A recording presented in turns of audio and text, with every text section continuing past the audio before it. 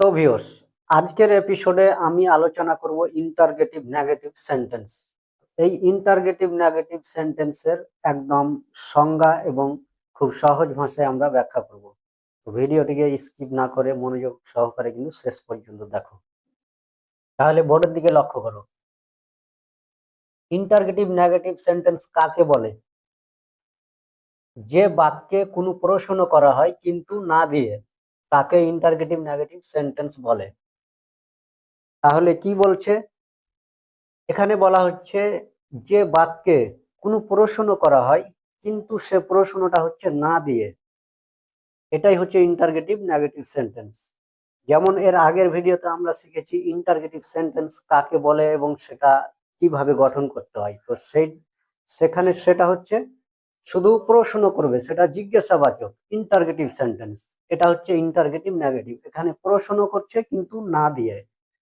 যেমন তুমি কি যাও না, আমি কি বুঝি না, সে কি দেখে না, এই যে না। তো একটু উদাহরণ না দিলে বুঝতে পারবে না। যেমন ধরো, আমি বলছি আমি স্কুল যাই, এটা হচ্ছে সিম্পল সেন্টেন্স। আমি স্কুল যাই না, এটা নেগেটিভ সেন্টেন্স। আমি কি স্কুল যাই, তাহলে এটা হলো ইন্টারগেটিভ সেন্টেন্স। এখানে হচ্ছে ইন্টারগেটিভ নেগেটিভ। আমি কি স্কুল যাই না, আমি কি যাই না, এই যে না দিয়ে প্রশ্ন করা হচ্ছে আমি কি স্কুল যাই না, এটাই হচ্ছে ইন্টারগেটিভ নেগেটিভ সেন্টেন্স। তো এই ইন্টারগেটিভ নেগেটিভ সেন্টেন্সকে চলো এবার দেখা যাক এই ইন্টারগেটিভ নেগেটিভ সেন্টেন্স কিভাবে তৈরি করতে হয়। তো এই যে সূত্রটা, এইটা কিন্তু তোমাদেরকে খুব সুন্দর করে মুখস্থ করতে হবে। এর জন্য আজকের ক্লাসে আমি খুব সহজ ভাষাতে তোমাদের শেখাবো ইন্টারগেটিভ নেগেটিভ কি। তো তাহলে নোট বের করো আর লিখতে শুরু করো। গঠনের নিয়ম: প্রথমে অ্যাক্সিলারি ভার্ব ডু বা ডাজ বসাতে হবে, তারপরে সাবজেক্ট বসাতে হবে, তারপরে নট, তারপরে হচ্ছে মেন ভার্ব, তারপরে অবজেক্ট বসাতে হবে। তাহলে আসো এবার এগুলো দিয়ে কিন্তু আমরা সেন্টেন্স তৈরি করি। যেমন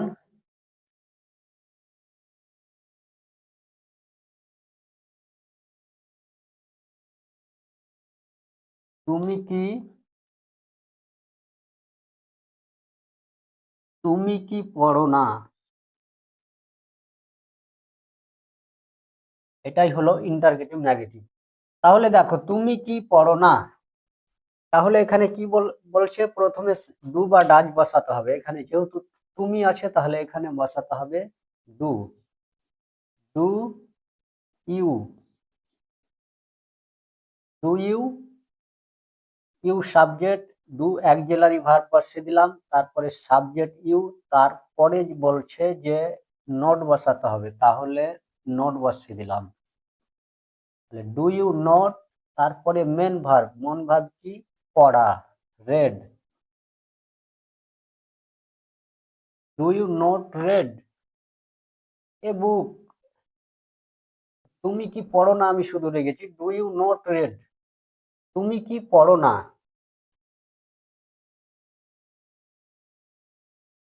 যেমন দেখো,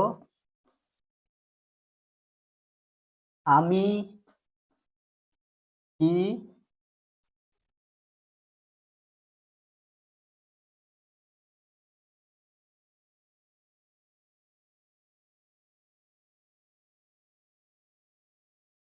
স্কুল যাই না, আমি কি স্কুল যাই না, তাহলে হবে ডু, ডু বসিয়ে দিলাম অ্যাক্সিলারি ভার্ব, তারপরে সাবজেক্ট হচ্ছে আমি, মানে কি আই, তারপরে নট, তারপরে কি বলছে মেন ভার্ব, মেন ভার্ব কি, যাওয়া, তাহলে go. Do I not go to school, object, তারপরে অবজেক্ট। খুব কিন্তু একবারে মন দিয়ে দেখবে, নাহলে কিন্তু বুঝতে পারবে না। দেখো আমি কি স্কুল যাই না, প্রথমে অ্যাক্সিলারি ভার্ব ডু বসিয়ে দিলাম, তারপরে সাবজেক্ট, এখানে আমি তো আই হলো সাবজেক্ট, আমি সাবজেক্ট কিন্তু এর ইংলিশ আই। তারপরে কি বলছে নোট বসবে, তাহলে নোট বসিয়ে দিলাম। তারপরে মেন ভার্ব, তো এখানে মেন ভার্ব কিন্তু এই যাওয়া, যাওয়াটা মেন ভার্ব, তো যাওয়ার ইংলিশ হচ্ছে গো। এবার এর পরে বলছে অবজেক্ট বসবে, মানে টু স্কুল।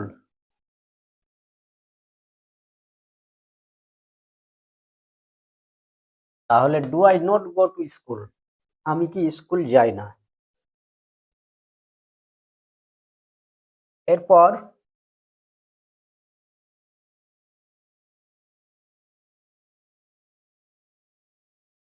সে কি চা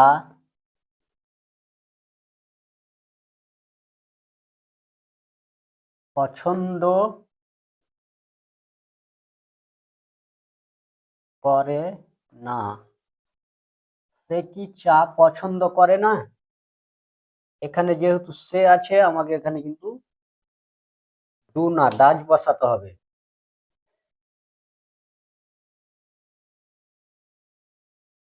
ডাজ, সে হচ্ছে সাবজেক্ট, তাহলে হি, ডাজ হি।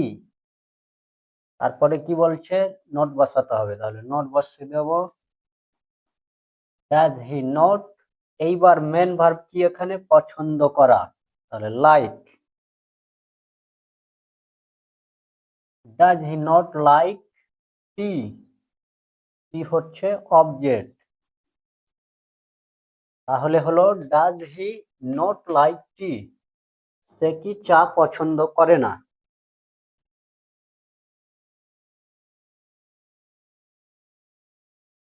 এখন এগুলো ডাজ এবং ডু এবং ডাজ দিয়ে আমরা কিন্তু সেন্টেন্স গুলো শিখলাম। এখানে একটা প্রো টিপস আছে, সেগুলো আমরা যখন সেন্টেন্স টেন্স নিয়ে আলোচনা করব, টেন্সে যখন আমরা পৌঁছে যাব তখন সেগুলো খুব সুন্দর করে আমি বুঝিয়ে দেবো। তবে বলি, এখানে যেমন do you not, do you net not, তুমি কি পড়ো না, এখানে কিন্তু ডু ইউ যে ব্যবহার করছি, ডু ইউ নট, এটা এখানে কিন্তু একটা প্রোটিস লাগিয়ে দিতে পারো। সেটা কি, এই নট আর ডু কে ডাইরেক্ট ডু নট করে দিলেও কিন্তু এই সেন্টেন্সটা তৈরি হয়ে যাবে। যেমন ডি ও এন টি, তাহলে নোটটা এখানে যোগ হয়ে গেল, don't you, don't you red,